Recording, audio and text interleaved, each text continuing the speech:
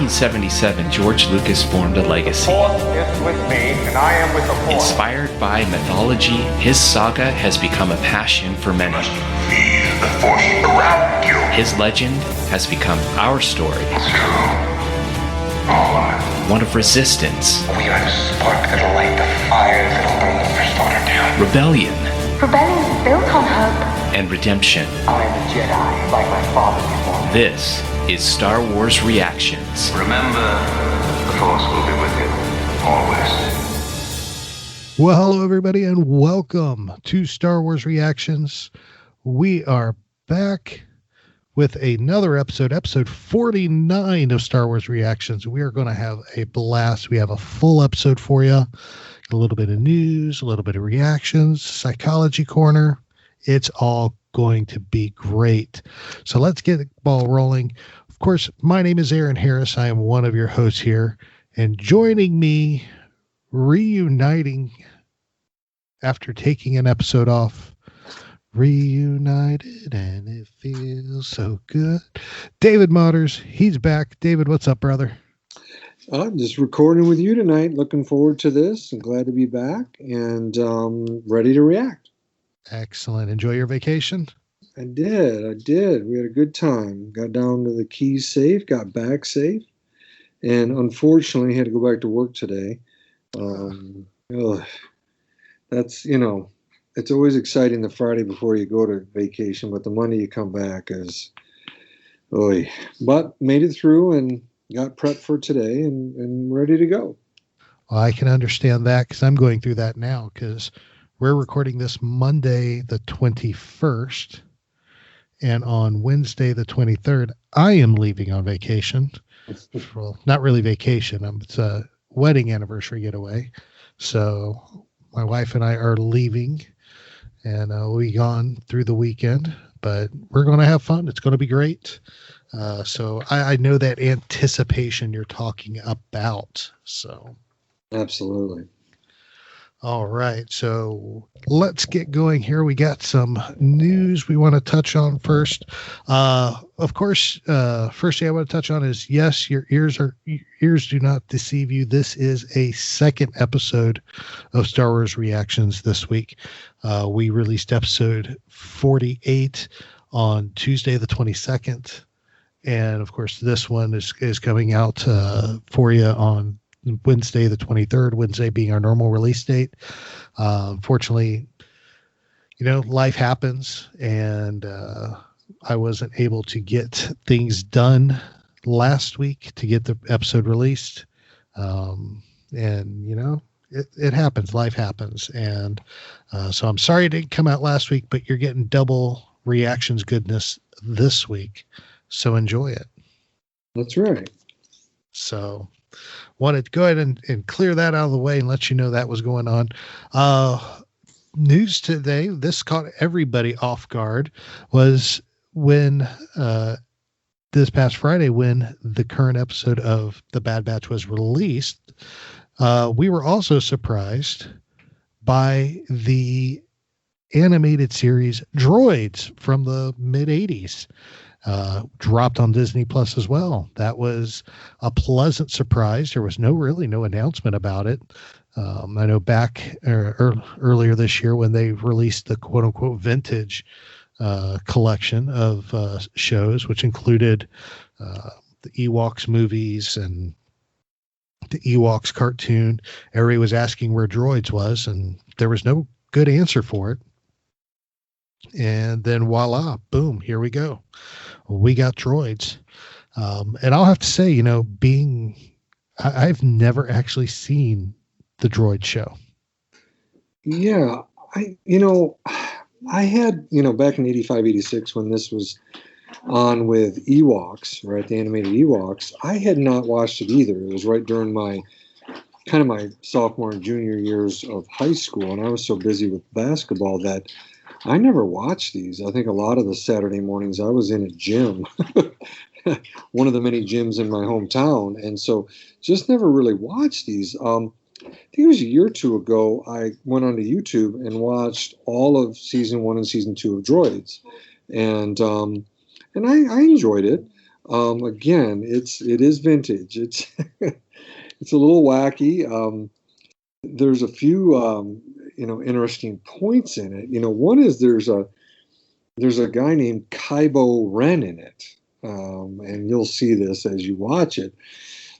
And I just wondered how much J.J. Abrams and Lawrence Kasdan looked at that before or during the time they were writing The Force Awakens and creating Kylo Ren. But I thought that was kind of wild from back in the mid 80s. But same animation style as you see in the holiday special, because it's the same group doing it out of Canada, that Nelvana group. But it's fun. It's a fun little watch. Not great, but fun. How about that? Sounds good to me. It's something I am going to sit back and watch eventually. I mean, like I said, I still got to watch the Ewok show, and I honestly haven't even seen the 2 Ewok movies, the Caravan of Courage and Battle for Endor. I haven't seen those yet either. So they're in my playlist. I just, got to have time to watch them.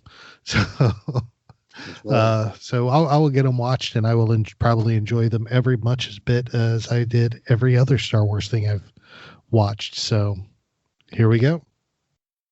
Speaking of Star Wars shows and things coming out, it was announced earlier this week that at the Anime Expo that's coming up in July, that Lucasfilm will be releasing a sneak peek of the upcoming Star Wars Visions.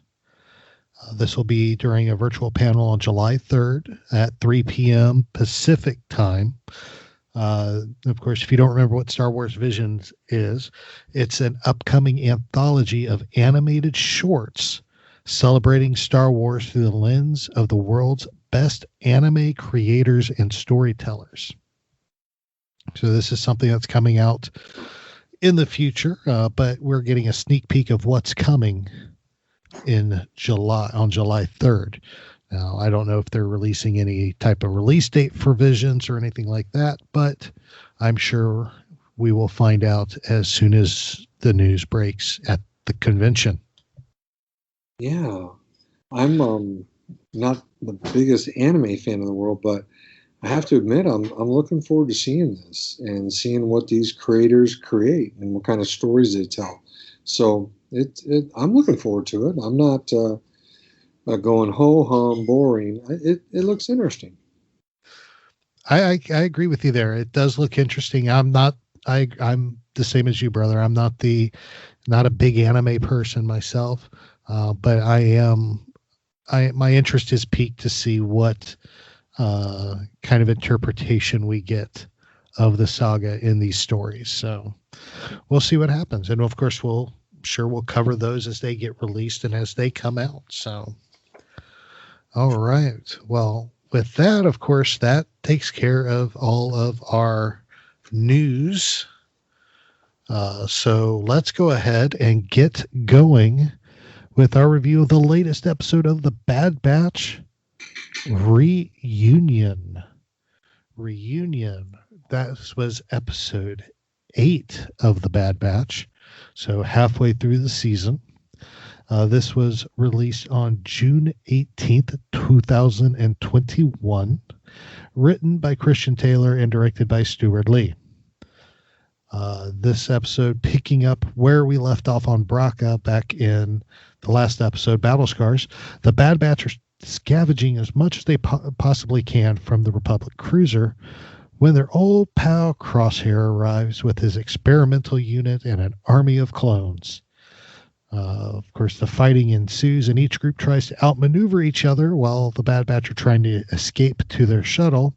But a wrench gets thrown into the mix when a new bounty hunter arrives who was hired by the Kaminoans to snatch Omega. And it is none other than the infamous Clone Wars bounty hunter, Cad Bane. Cad Bane, that's right, y'all. After that high noon Western style showdown, Bane ends up shooting Hunter and makes his escape with Omega, while the Bad Batch barely escape the clutches of the Empire and live to fight another day. Perfect synopsis there in a nutshell, if I don't say so myself. David, I haven't had a chance to talk to you about the episode yet at all, even off the air or on the air. So I got to know, brother, what did you think? What was your initial thoughts about this episode? The word "whoa," I thought an incredible episode. The tension was high. It was high stakes, and I love that. As a Star Wars fan, I'm really enjoying this setting of Bracca. I didn't really play Jedi Fallen Order, the video game, but did know that they were on a kind of like a planet that was a kind of for a starship graveyard. So I loved it last setting, or forgive me, last episode. You and I didn't get to talk on that one, but I love the continuation being on Bracca and everything that was going on there. Again, last episode and this episode. I had episode 3 vibes the whole way through, especially when seeing those huge laser turrets. That was really cool. Little side note, you see the V-Wings flying over, Tipoca City, right, on Camino, and I really thought about seeing those in episode 3. So real quick shot of those made me think about episode 3 as well. But those laser turrets really got me thinking about the beginning of the battle over Coruscant. I couldn't believe the action. Turning on the engines of that starship, that was, unbelievable. Are you kidding me? That, the appearance of Cad Bane was outstanding. I was also wondering during the episode and after if Lama Su and Nala Se have hired a number of bounty hunters to track down Omega. So curious to see if there's, a few bounty hunters that I'm thinking about. I'm curious to see if they'll show up. But overall, I would say an incredible, outstanding episode. Oh, absolutely. I 100% agree with you. This was an amazing episode. I was stunned. I gotta say, it started out how I expected. I expected us to continue and still be on Bracca, and I assumed the Empire would arrive and there'd be a shootout and a quick escape. And it played up to that level exactly as I thought it would, and it was great. The tension brought into it by bringing everyone face to face with Crosshair again was so intense. And then the whole scene where we got the Lama Su and Nala Se talking about sending in another bounty hunter, the first one that popped into my mind was not who showed up. To be perfectly honest, I was expecting a young Boba Fett when they were talking to show up, because Boba Fett, of course, was alive during this time. He was a kid, teenager at this point, and I was expecting Boba to show up and take the bounty, especially with the Book of Boba Fett coming out in December. I figured it'd be a great that would be the perfect link to it. But we ended up getting Cad Bane, which I have to say literally blew my mind. I cannot tell. It's hard for them to throw a twist like that at me because I can usually see it coming. But I have to say, Cad Bane never crossed my mind as being brought back into the series. It never crossed my mind. So I gotta say, bravo, Christian Taylor, who wrote the episode. Bravo, bravo, bravo. You got me. You got me. So thank you. And that's my opening thought. Those are my opening thoughts. It was just wow. So yeah, let's go ahead and jump into some talking points here and get stuff going. We got the Bad Batch trying to make their way in the galaxy now that the Empire has power, because now they don't have the operating, they don't have the Republic to supply them or anything. And of course now we find out they're now in debt to Sid, who is, will sell them out at a moment's notice if she doesn't need them anymore. And so they got some struggles. So we see them making money any way they can. And in this episode, it's scavenging the Republic cruiser for weapons and for supplies. I love the fact, I love seeing how excited Wrecker was finding those torpedoes, the proton torpedoes, which was just great. I loved it. And it was just a lot of interesting things to see happen inside the cruiser. We got to go back on the bridge of one of these cruisers as well with Echo, or with Tech, excuse me, and Omega. What were your thoughts with this, with their new strategy on how to survive?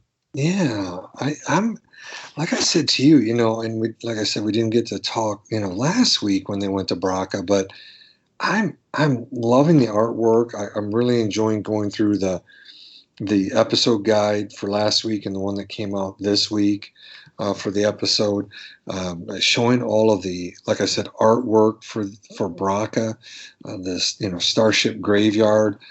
I just, as you mentioned, I love seeing them up on the up on the bridge. Seeing Omega and Tech up there. I thought it was so neat, and I love seeing them going through all different parts. Like I said, near the gun turrets, near in the back where the engines are. I don't know. I've just really enjoyed them doing this, and of course, you've mentioned this in previous episodes, and I'll say it here. It's just the humor, like Omega learning to disarm, various types of ordnance was really cool.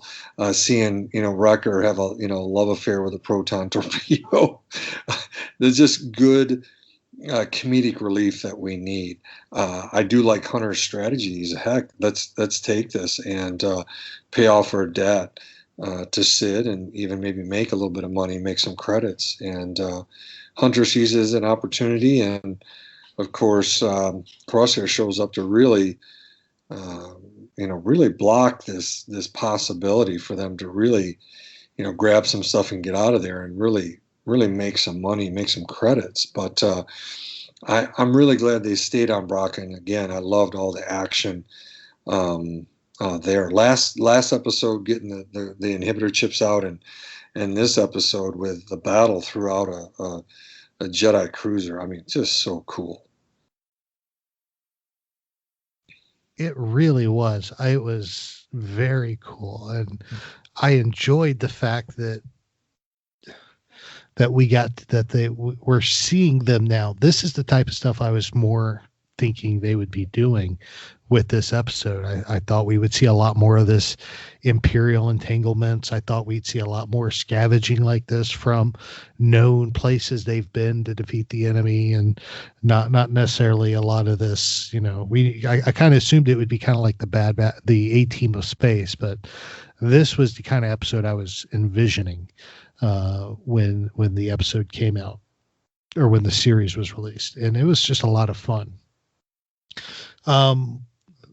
A couple things I do want to touch on. Of course, one thing I've always complained about every week, and I'm going to complain about it again. I think last week's the only week I didn't really complain about it. And for the last episode, Battle Scars, because it really didn't happen. But in this episode, we have the Bad Batch putting Omega in a position, where kids shouldn't be. Kids shouldn't be learning how to disarm explosive ordnance. Now, granted, Wrecker pulled one over on her and on me because, well, you didn't think I'd let you use live rounds. Yes, I did. It's par for the course for the last 7 episodes. But yeah, that kind of, okay, let's teach the kid to disable bombs. What do you think of that, David? Well, I guess it's interesting because I was just thinking about, as you were talking about it, and we have talked about it in previous episodes. I've mentioned, of course, what we have to do with all of Star Wars in the galaxy far, far away, where there's laser swords and, blaster bolts shoot out of guns, which I wish I had. I've talked about the suspension of disbelief and how, people have to do it not just for Star Wars, but a lot of different science fiction shows, Stranger Things, on Netflix, all these different series, Harry Potter, etc. But I guess what I was thinking about is perhaps, our favorite animated series, Rebels, 4 seasons of that. And, Ezra does mature. He does start out young, and he's right in the middle of all these battles at a young age. And so, I don't guess Sabine as well, so I don't know. I guess I'd have to think, how old is Ezra when he starts? I was trying to think. He was born on Empire Day. What is he when we first see him? And of course, Sabine's a bit older. We're guessing what? Omega's how old in these episodes? 12, 13? I was banking closer to 9 or 10 for Omega. Oh, 9 or 10. Okay. Is what I would guess. I think Ezra was 13, 14. Oh, right. 15 when he started. Yeah. Yeah. So again, I guess it's that issue of having, young people, really young with in Omega's case in very dangerous situations. But I guess, again, it's comedic relief. But again, I hear you. Not only as a parent, but a psychologist. Yes, I'm not so sure. Again, she's part of the squad. She's part of the team. They want her to be able to do these things.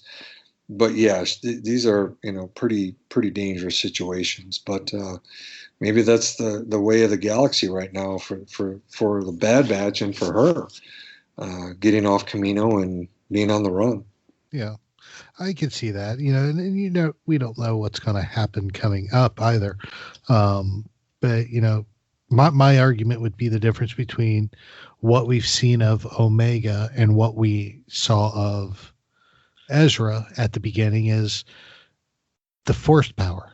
We knew Ezra was a force sensitive. We knew he had Jedi power, force powers, and we saw, and that's what drew him into that group, into the Spectre group. Whereas the only real connection Omega has with the Bad Batch right now is, hey, I'm a clone. Yeah, you make a very good point right there. Very good point. Yeah, and Ezra's force abilities, also more streetwise, right? Because he was older at the start of that series. So yeah, very good point, my friend. The Aladdin of Star Wars. That's right. He had to stay one jump ahead of the stormtrooper.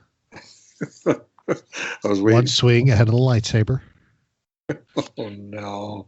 He steals only what he can't afford. I can't believe I just did that. That was pretty good, though. Good off the cuff. That was pretty good off the cuff. I'll take that. Oh, have mercy. All right. So there's 2 big plot lines in this episode that I want to spend some time discussing. And one of them I have been waiting for weeks now. And I was so pleased when we finally got it because it lived up to everything I wanted it to. And that was the reunion. No, not of Aaron and David, because David was on vacation, but the reunion of Hunter and Wrecker and Echo and Tech with Crosshair on opposite sides of the field. That, to me, this is the storyline I've been dying for, and I've said it week after week. Why aren't we seeing this? And this is what I want to see. I want to see the conflict between the teammates that have gone different ways. This is what I've been waiting for. I want to see this. And it didn't disappoint. I mean, Echo just came right out, guns a blazing. And you were right. I believe you said it in one of the first episodes of the Bad Batch we covered. Is what better enemy can you have than somebody who already knows everything about you because they were you. And we saw that in this episode 100% with Crosshair knowing every move Hunter and the team was going to make. When they tried to slip out through the engine, he was right there. When they they misled them and he tried to cut through the gun batteries, he knew it. He was there. He knew what Hunter was and the team were going to do before they even did it. And that's what made the episode so exciting, in my opinion, is you have an enemy that knows you almost better than you know yourself. What did you think of the reunion, David? Yeah, loved it, and I really enjoyed what you said there. Every move that they made, Crosshair was there. Fortunately, as a team, they could come up with a plan very quickly there for Tech to get those, like you said, I like the word you said, instead of turrets, the big batteries, the big gun batteries, to fire and to just collapse. I mean, that's how desperate they are. I, along with you, very much wanted to see Crosshair back, and what a big way that they did it.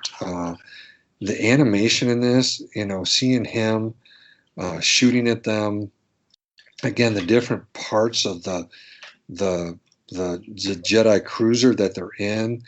I've heard some people calling it cinematic, and I agree with that. And so, yeah, the reunion wasn't done on short shrift. It wasn't shortchanged, and it's a great battle between them. And I just was like, my gosh, how much more stressed are the Bad Batch going to be? And I'm going to definitely talk about stress in the little tease here. Talk about stress in the psychology corner. But that's what I felt watching this, particularly with what you said, Aaron, which is Crosshair knows their every move, which makes this even more stressful and more tense, as the episode went on. So the reunion, the name of the episode, the reunion between them did not disappoint. It most certainly did not. No disappointment there. I was thoroughly enjoyable. And it showed a side of Crosshair 2 developing that I did not expect in some part. He's now, his whole goal at this point is to bring down the Bad Batch and bring Hunter and Echo and Tech and Record, to bring them down one way or another.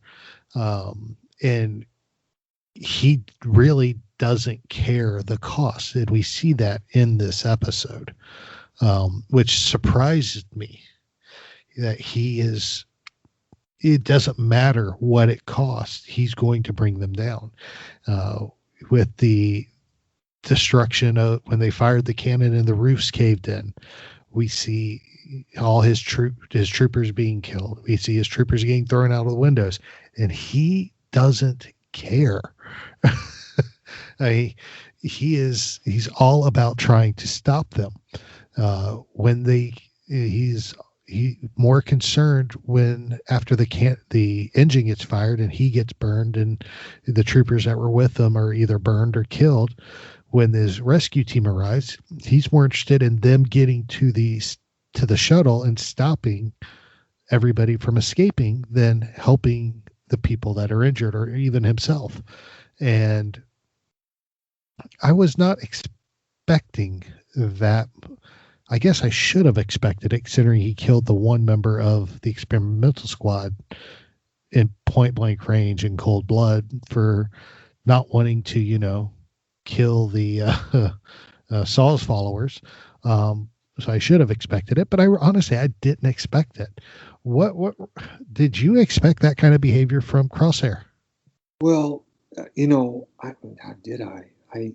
I think they're wanting to up the ante and make him really bad, and they're doing that. I guess I didn't. However, again, as you were just kind of describing, Crosshair's behaviors in this episode, something that I was thinking about was where they've been putting Crosshair back on that table and running him through some type of procedure that strengthens that inhibitor chip. We've seen that in a previous episode, right? Tarkin ordered it, and you see it, and it looks painful, and you wonder how many treatments he's gone through or procedures, and if that's why we're seeing these kinds of behaviors, because it's not just Order 66 being triggered when that order was given back in the premiere episode, but again, I'm guessing it's from those additional booster sessions, procedures to make him even more driven to attack all of those who were in direct violation of Order 66. So perhaps that's why. Good soldiers follow orders, I guess. That's right. So, but yeah, I don't know. It just struck me as odd. Well, it didn't struck me as odd. Like I said, it just caught me off guard. I wasn't expecting that kind of vicious behavior from Crosshair. So, all right. Well, we still got a lot more to talk about with the Bad Batch, with Reunion. And of course, David has an all new psychology corner. So we're going to take a break and we will be right back. Welcome back, everybody. Aaron and David here. Star Wars reactions. We're talking Reunion, and it was a fabulous episode. It was fabulous. So let's keep going here, talking about Reunion. The stakes, before the break, David, you said the stakes were raised with what happened, with how Crosshair was reacting. And the stakes got raised even higher with what happened next in the episode. We have Lama Su and Nala Se talking about their problems on Camino and how they need to really get their insurance back, which basically is they're talking about Omega. Omega is their safety net, for lack of better term, if the Empire eliminates the cloning program for the soldiers.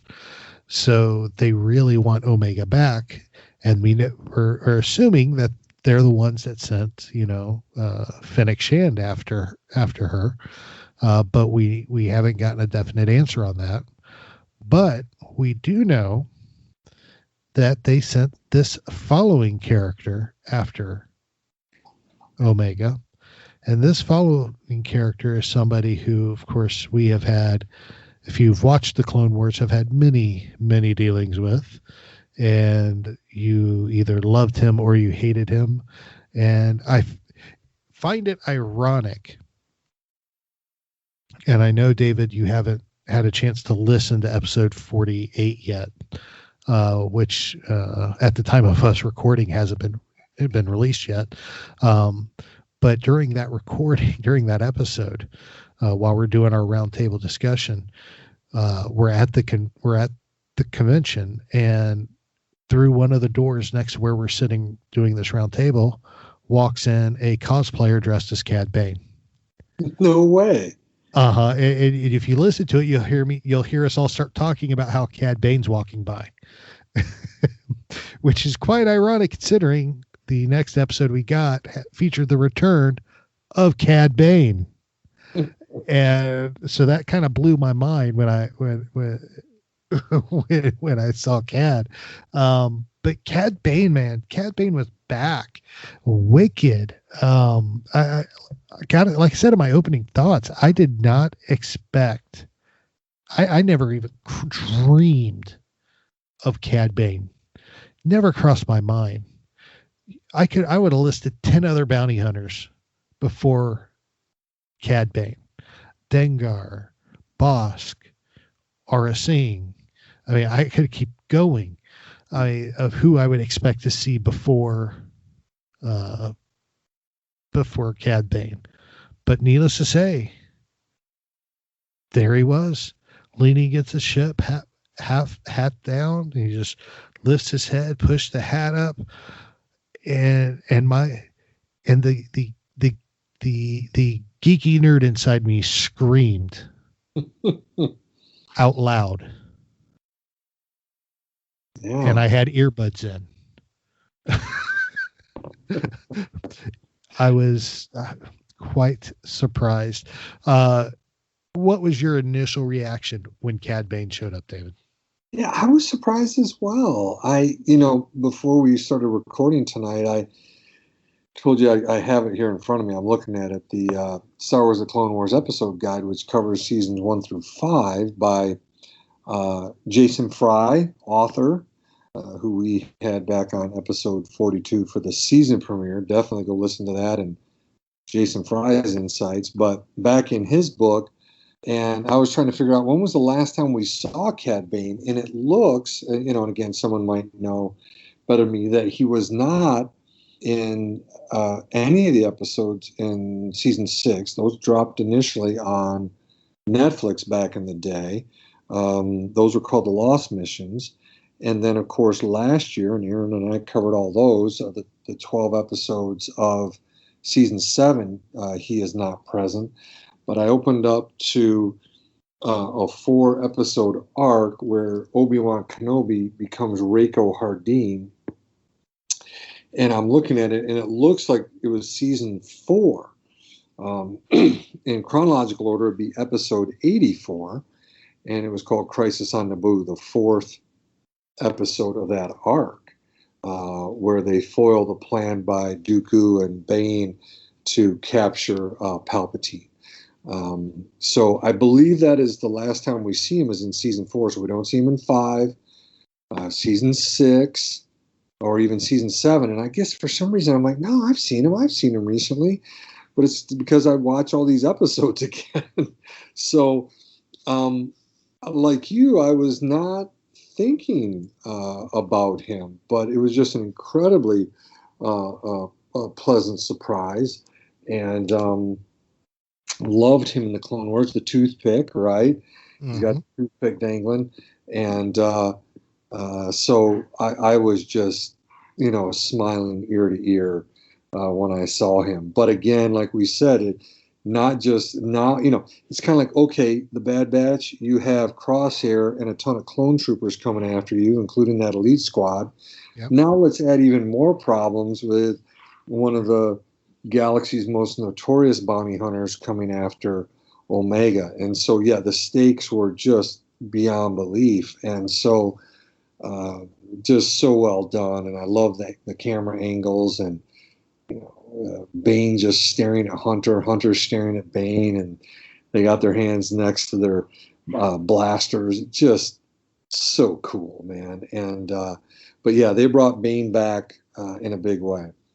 Oh, they certainly did, and it couldn't have been any better.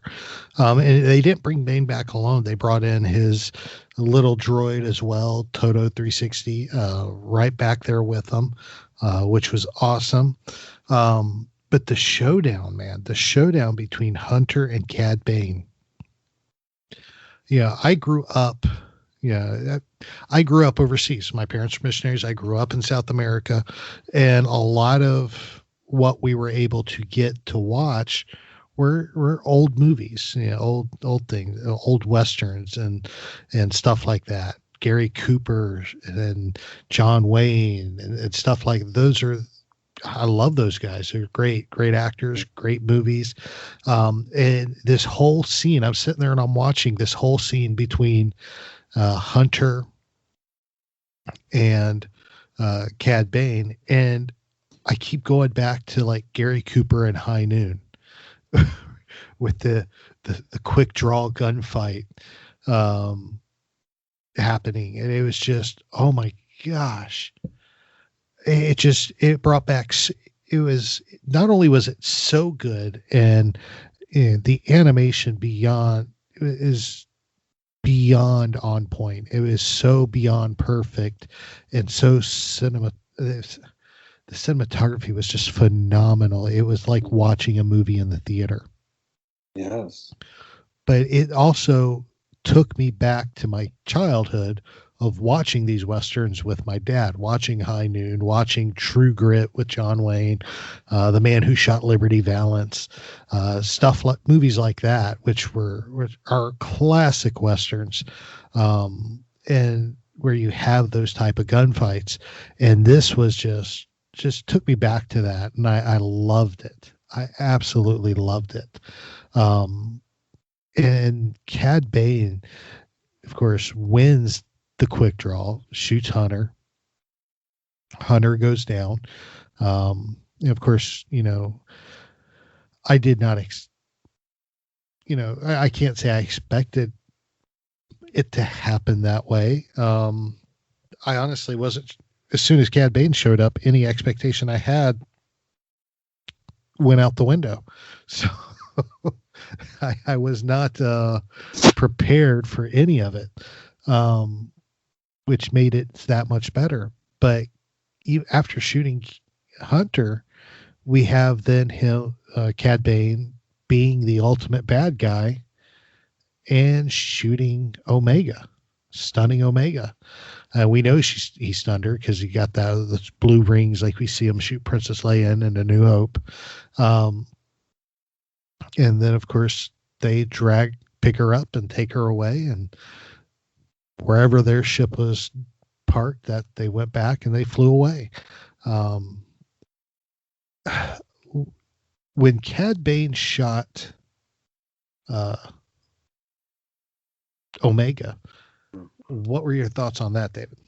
Couple of thoughts. One was the flashback to being 8 years old and being in the movie theater, seeing Star Wars: A New Hope in theaters in the summer of '77, and seeing that stormtrooper shoot Carrie Fisher as Princess Leia with the round blue rings, just like you mentioned, and and then going, what? And then hearing the stormtrooper, she's all right, it was on a stun. And so I thought about that. Also, Corey Burton's voice as Cad Bane is just brilliant. You know what I'm saying? He's just incredible. What does he say? Sorry, little lady, something like that. Yeah. Oh, Corey Burton's phenomenal. I'm so glad. Then again, they couldn't have brought Cad Bane back without bringing in Corey Burton, so I'm glad they did. So it'll be interesting to see where this goes now, because we end the episode with Wrecker waking up to the rest of the Bad Batch trying to pick him up and drag him on board the shuttle while they're taking fire from Imperials. And he gets in his seat and they fly off, and he's like, they've taken Omega. Yeah, I don't know who he is, but he's taken Omega. So now the search begins to who took Omega. But what impressed me most about this scene was how it was. I was going to say how it was shot, but it was animated. It was how it was animated. We're seeing Hunter wake up. We're seeing things from his point of view through his helmet. We're seeing his heads-up display. We're seeing what he's looking at as he's being picked up and drug on board the shuttle. It is a quite unique point of view, which we have never, to my knowledge, we've never seen that before in Star Wars. We've seen it in other shows and other types of I won't say other genres, but other properties, sci-fi properties and stuff, but never from Star Wars. And I loved this point of view. What did you think, Dave?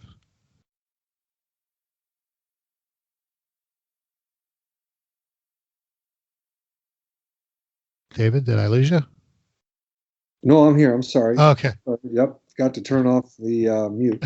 No, I'm with you. I was looking at the episode guide, and it was It did say that it's rare. I got to look at the episode guide again. Rare or hardly ever used or never used in Star Wars, that first person perspective.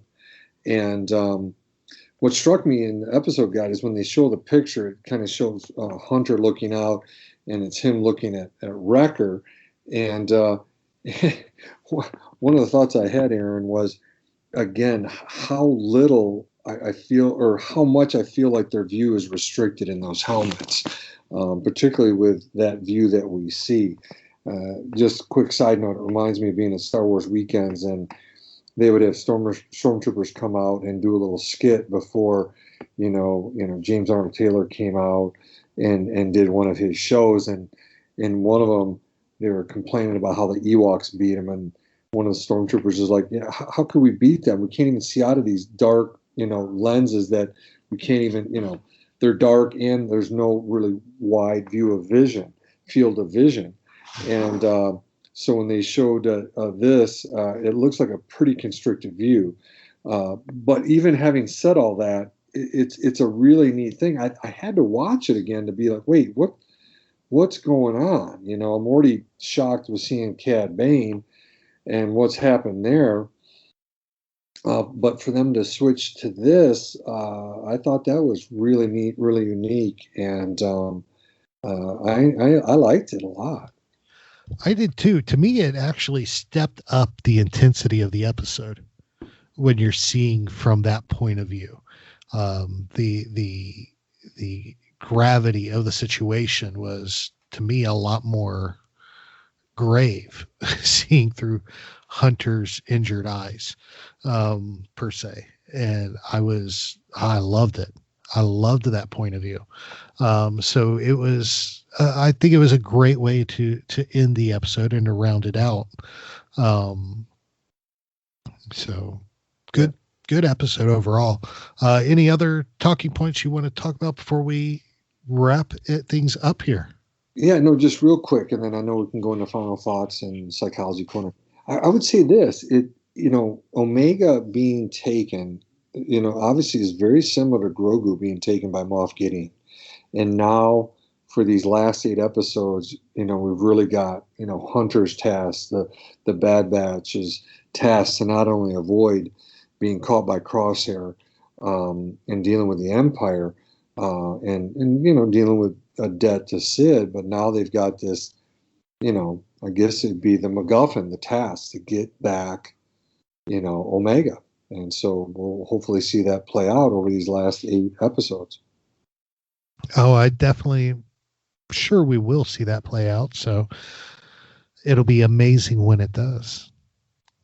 So I can't wait. So that wraps up our discussion there. We're going to go ahead and go into our final thoughts and our grades for this episode. I'll go ahead and kick things off there. Reunion to me was incredible. Now, put it simply, it's the best episode to date of the Bad Batch, hands down, in my opinion. This episode was everything I wanted from this series and more. The showdown between Hunter and the gang versus Crosshair, beautiful. It played out perfectly. It was the perfect demonstration of how your best friend can be your worst enemy. The intensity between them was just on another level. We literally saw a fight for survival against the Empire. And then the biggest surprise of all, Cad Bane showed up. And I will say this, Cad Bane is the cameo I did not know I wanted in this series.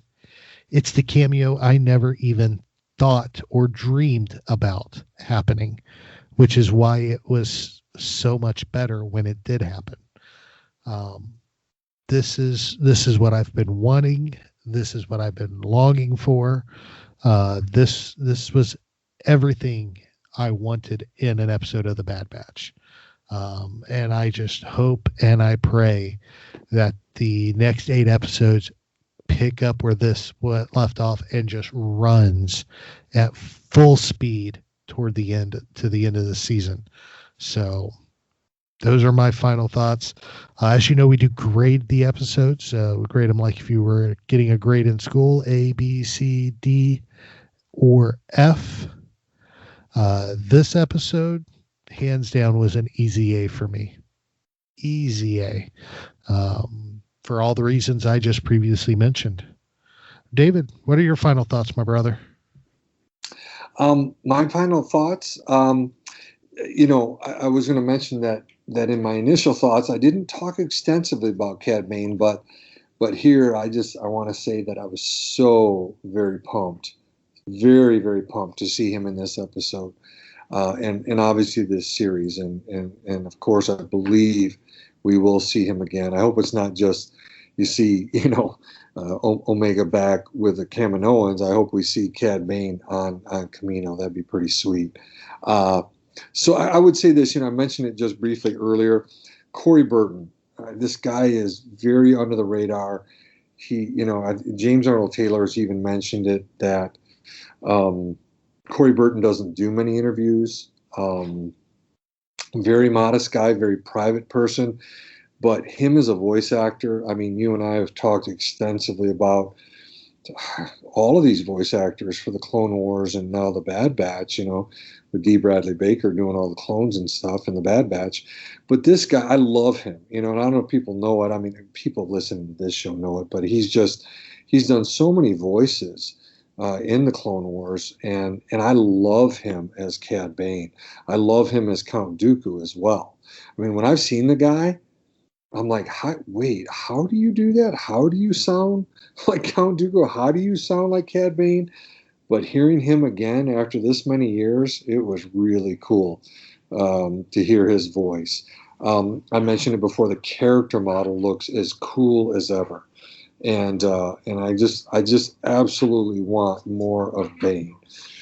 I truly do. And I would say this, I loved all the action. Again, I loved where they were on Bracca, and just all of it. The stakes are raised. Now we've got Omega taken, and I would just say simply a great episode and an easy A. Just very much an easy A. So those are some of my final thoughts. Excellent. And what are y'all's final thoughts on Reunion and the return of Cad Bane? You can always let us know what you thought of the episode, and of course what you graded the episode yourself. You can let us know via social media. We're on Facebook at SW Reactions, on Instagram at SW Reactions, and on Twitter at SW Reactions Pod. And of course you can always email us, show@StarWarsReactions.com, with your thoughts and opinions. So with that closes out our discussion totally of the Reunion.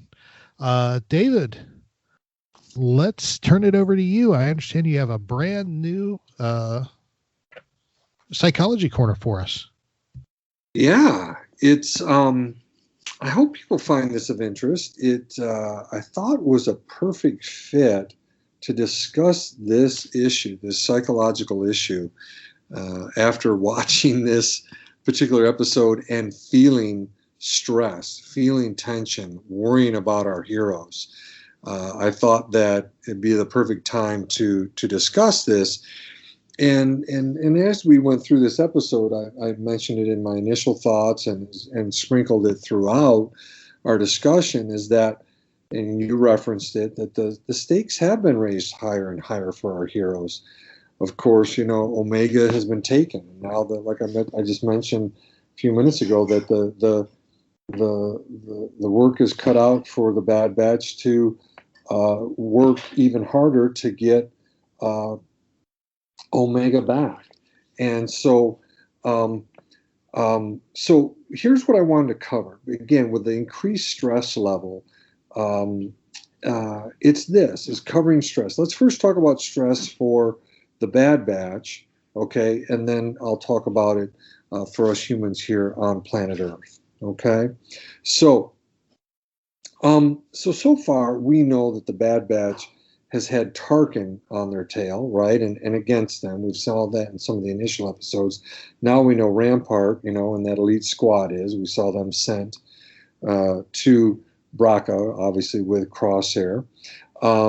We've seen the Bad Batch deal with Fennec Shand, right, dealing with her, and I think was that on Ord Mantell? Was that there? I believe so.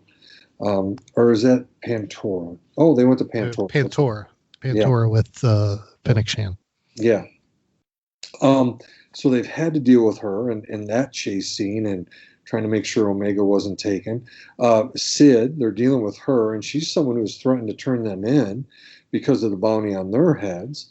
Last episode that, I missed, obviously watched all of it, read the episode guide, and again, you have to keep in mind they've had to have the inhibitor chips taken out of their heads, and before that they had to deal with, Wrecker's inhibitor chip finally turning on and doing Order 66. So incredibly tense, almost horror-esque, alien vibes throughout that episode last week. But I know this. I've got clients in my office. The surgery that anybody goes through can be incredibly stressful for persons on a psychological and physical level. So they dealt with that. And now, in this episode, they have, Cad Bane, one of the galaxy's most dangerous bounty hunters, take Omega. And, I would kind of direct our listeners to my coverage of the stress and devastation of losing a child. I covered that during season 2 in our episode where we covered the tragedy, and that's in season 2 of The Mandalorian. That would be Star Wars Reactions episode 31. And again, I talk extensively about, again, the stress, the devastation, the loss of a child dying before parents. Okay, so now we see Hunter and the crew dealing with what we saw, Din Djarin deal with back then when Grogu was taken by Moff Gideon. So just to set the stage, the Bad Batch are being stressed to their limits, and I think Aaron and I described that pretty thoroughly in this particular episode. So that sets the stage, and it leads us nicely into a 2-part discussion on stress. I'd initially thought about doing a very brief discussion here, but I thought, no, this is too important. And then when I started looking at all the stuff I wanted to share with our listeners on stress, I'm like, let's make this a 2-part discussion. In the first part, I want to give our listeners some statistics from the Stress in America survey that has been and continues to be conducted by the American Psychological Association. Okay, I want to share some of that. And what I'll do next week is talk about different ways to deal with stress, depression, and anxiety. So in this first part, it's going to be quite a few statistics, but I thought it'd be pretty interesting for our listeners. However, before the statistics, we need to do a definition of stress. And so when you look at the Oxford Dictionary, here's one of the definitions. Quote, a state of mental or emotional strain or tension resulting from adverse or very demanding circumstances. Let me read that again. A state of mental or emotional strain or tension resulting from adverse or very demanding circumstances, unquote. Okay? So that'll just kind of, I think, set the stage. Instead of just saying stress, I wanted to at least give a definition for this particular psychological issue. And of course, stress is what, brings people into my office, because stress leads to depression, anxiety. Of course, we know all the cancer, heart attacks, shortened lives. Stress is the biggie. So let's start with some stats, and that'll just kind of set the stage for how big of an issue stress is, particularly in our country. And then again, like I said, next week, I want to talk about some different ways to help decrease stress and so on. So let's start with some stats from 2018. And what I'm giving you here is some stats that compare Generation Z to adults overall. And just as a quick side note, for the Stress in America study, the Gen Z members, Generation Z, are 15 to 21. They're actually, it's a little bit of a wider span than that, and I'll explain that in a second. But for this study, at least, they wanted to look at and interview 15 to 21-year-olds. And so it compares Gen Z members, okay, with, in terms of the percent of persons experiencing stress from various national news topics. So for example, mass shootings. At that time, 75% of Gen Z members experienced stress from those news stories, whereas overall adults, 62% reported experiencing stress when they saw mass shooting news on the national news. When the news covered the rise in suicide rates that we've seen here, and I'll explain those in a little bit more detail here in a minute, when that was put on the news, we would see 62% of Generation Z persons experiencing stress hearing that. Whereas in adults overall, 44% reported experiencing stress when hearing stories related to the rise in suicide rates. In terms of climate change, when those news stories came on, 58% of Generation Z members reported experiencing stress, whereas 51% of adults overall reported feeling stress when hearing stories of climate change. Immigration issues, those have been big over the last, several years. 57% of Generation Z users reported feeling stress hearing those issues. 45% of adults reported feeling stress related to immigration issues. And then when the news covered various sexual assault and sexual harassment issues and assault, Harvey Weinstein, the Me Too movement, all that kind of stuff. 53% of Generation Z members reported that being stressful to hear, whereas 39% of adults overall reported experiencing stress when hearing those stories on the national news. Okay, let's move on. Now let's look at the percentage of various age cohorts reporting very good or excellent mental health. Okay, and I'm going to give you 5 groups: older adults who are 75 years of age and older, baby boomers, they are right now 57 to 75-year-olds, Gen Xers, that's me, that's 41 to 56-year-olds, okay, Generation Xers. Millennials are 25 to 40. That's kind of that age span. And then Gen Z is listed as 6 to 24. Now, I just mentioned a minute ago that the Stress in America study was kind of tapered that down and wanted to look at 15 to 21-year-olds. But overall, Gen Z is considered 6 to 24 years of age. Now, when you look at persons, these different age cohorts, and how many reported very good or excellent mental health, let me show you. In older adults, those persons 75 years of age and older, 74% reported very good or excellent mental health. Baby boomers, 70% reported excellent or very good mental health. Gen Xers were at 51% reporting very good or excellent mental health. Millennials reported a little bit higher, 56% reported very good or excellent mental health. And Gen Z reported the lowest. The 6 to 24-year-olds, 45% reported very good or excellent mental health. That's less than half of them. Okay, so they're coming up at an incredibly difficult time in this country. And after 2020, I don't know that anybody's arguing that point. What a year that was. Now, let's move on to some more statistics. I just want to set the stage here. Let's look at the rise in suicide rates over the past 2 decades. Okay, this is from not the Stress in America study, but I wanted to mention that this is from the National Center for Health Statistics, their analysis of the data from the National Vital Statistics System. Okay, so here's a few pieces of data on suicide rates. Okay, 30%. There's a number. That's the increase in the rates of death by suicide in the U.S. between 2000 and 2016. Okay, 30% increase. 50%. That's the increase in suicides among girls and women between 2000 and 2016. So that went from 4 per 100,000 to 6 per 100,000. Okay, 21%. That's the increase in suicides among boys and men between 2000 and 2016. And that, in essence, is an increase from 17.7 suicides per 100,000 to 21.4 suicides per 100,000 males. Okay.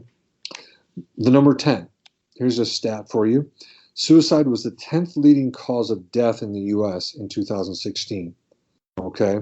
It was the second leading cause of death among 10 to 34-year-olds, and that's horrific. And then the fourth leading cause of death among 35 to 54-year-olds. Okay. Real quick side note. I don't have this in the show notes, but I was listening to a podcast, and I'm trying to remember her name. She is at Columbia University, and she's also part of the American Foundation for Suicide Prevention. And she was asked why the increase in suicide rates, over time. And she said, again, there's a couple different possibilities, but one of them could be our improvements in reporting, right? In years past, we didn't have any reporting. Now we have systems set up to keep track of this type of reporting. It's the same thing like with domestic violence. In the 1950s and 60s, we'd say, oh, there's none, it's zero. And then, oh, look at the increase over the years. Well, as psychologists, we know that that's not true. We just didn't have avenues to report. We didn't have the Department of Children and Families like we do here in the state of Florida where Aaron and I reside. Of course, women were being pounded on in the 50s and 60s. Of course, children were being physically abused and verbally abused back in the 40s, the 50s, the 60s.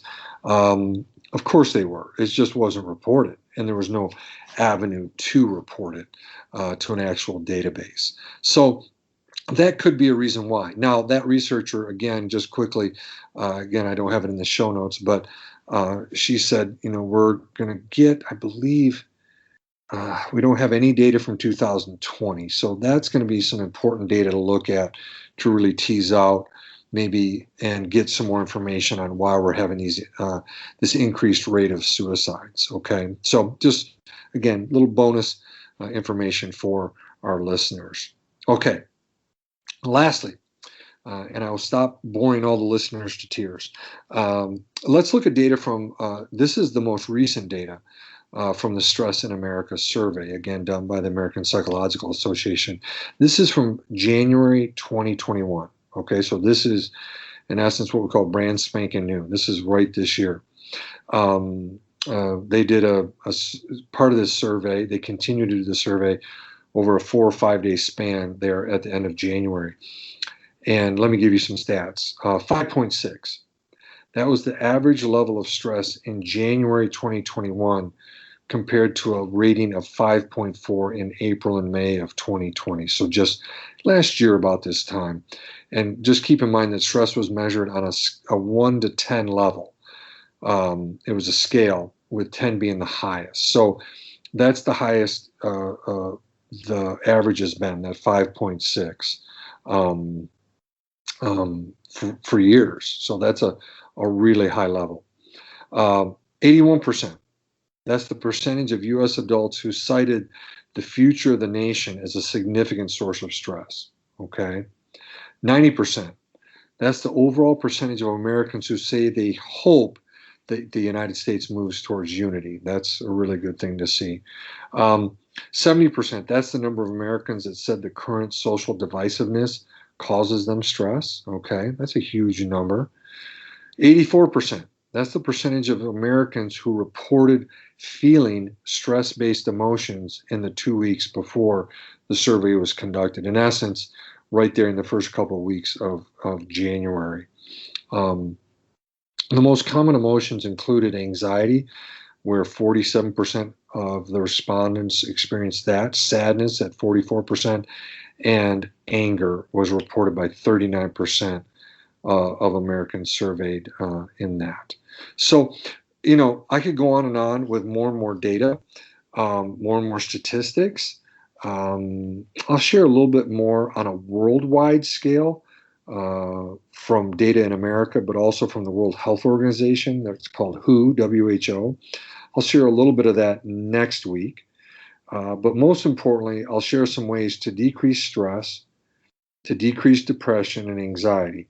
And so I like leaving the little tease out there, Aaron, to encourage them to tune in to next week's episode. Not just for the awesome Bad Batch episode that is most likely coming, but for another episode of the Psychology Corner. Excellent. Thank you very much. I gotta say, I love these Psychology Corners. They are so much fun. You learn so much. It's awesome. So awesome. So like we said, if you do want to if you do have questions, or if you want to reach out to us about the episode, or of course about David's Psychology Corner, you can do that through the show, social media, Star Wars or SW Reactions on Instagram and Facebook, or SW Reactions Pod on Twitter, or show at Star Wars Reactions via email. Or if you want to reach out to David directly, you can do that. David, how would they go about doing that? Absolutely, my brother. Two ways. One is on Twitter. It's at David_Modders. The last name is Modders. Of course, you mentioned our website, and we have the email there. It is david@starwarsreactions.com. And that's a way to do it as well, if they want to do a more longer form question or just comment. Excellent. And of course, if you do want to reach out to me, whether to talk Star Wars or anything else, you can hit up my personal Twitter, which is at TAHarris121079. Or of course, you can always email me, Aaron at StarWarsReactions.com. I do want to take a quick second because as I mentioned earlier, you're getting 2 episodes this week because of things just not working out last week with me being able to get the episode out. If you follow me on my personal Twitter, y'all know I had a really rough week last week. And I do want to just take a moment, because I know several of y'all reached out and just sent encouraging words and messages. And I just wanted to tell y'all I appreciate that. And I thank each and every one of you. And this is why I love our community so much, because we do support each other no matter what. And y'all are awesome. Y'all are amazing. And I appreciate it. And things are getting better. They always do. The sun always comes out. And things do get better. There's a lot of things going on, and more stuff happened today, but you know what? Things do get better, and I know it is, and I appreciate everybody's support. Y'all are awesome. Thank you. All right, David, this has been a blast as always. I missed you last week, my friend. Oh man, I missed being there at Central Florida Comic-Con. I wanted to be there and just enjoyed the last 2 years. Definitely, hopefully it'll be back in January next year. Was there any word on that? Yes, actually there is word on that. I forgot. I thought I texted you, but apparently I forgot to. Yes, there is word on it.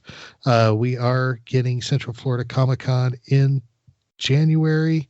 Let me pull up the dates again. Hold on. They announced it. There we go. Central Florida Comic-Con. Where is it?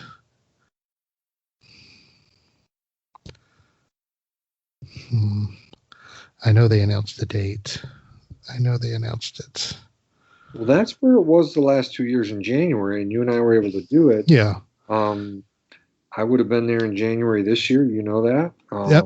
There it is. January 15th and 16th, 2022. Nice. I plan on being there with you, and hopefully, other listeners and other people in Central Florida. And of course, you sent out some pictures, and it looks like you had a great time with the Star Wars cosplayers. You and I've always taken pictures there with those guys. Love them. And but I missed being there with you, and recording last week, but I'm looking forward to our listeners hearing that episode, and all your adventures there, and then of course this one. And so I really encourage people to listen to this whole episode, and of course to next week's for part 2 of Stress in America. Very good. Very good. Perfect. I'm looking forward to it myself. So good. So David, thanks, buddy. It's like I said, it's been a blast having you back, and look forward to our future episodes together. And everybody, we do thank you so much for listening and for all you do. Y'all are awesome. You're incredible. You're perfect. We pray for y'all daily and hope the best for you, and just stay positive and upbeat, and y'all will do amazing things. I know you will. So take care. Thank you for listening. Remember, this is your place for elegant discussion for a more civilized age. If you'd like to share your thoughts, you can email us at show@starwarsreactions.com for our show notes and the latest news from the Star Wars universe. Visit our website at www.starwarsreactions.com. You can also follow us on Twitter at SWReactionsPod or on Facebook at Star Wars Reactions. If you enjoy our show, please leave a review on iTunes. This podcast is not endorsed by the Walt Disney Company or by Lucasfilm Limited. It's intended for entertainment and informational purposes only. The official Star Wars website can be found at www.starwars.com. Star Wars. All names, sounds, and any other Star Wars related items are registered trademarks and or copyrights of Disney and the respective trademark and copyright holders. All original content of this podcast is the intellectual property of Star Wars Reactions unless otherwise indicated. Star Wars Reactions. Elegant discussion for a more civilized age.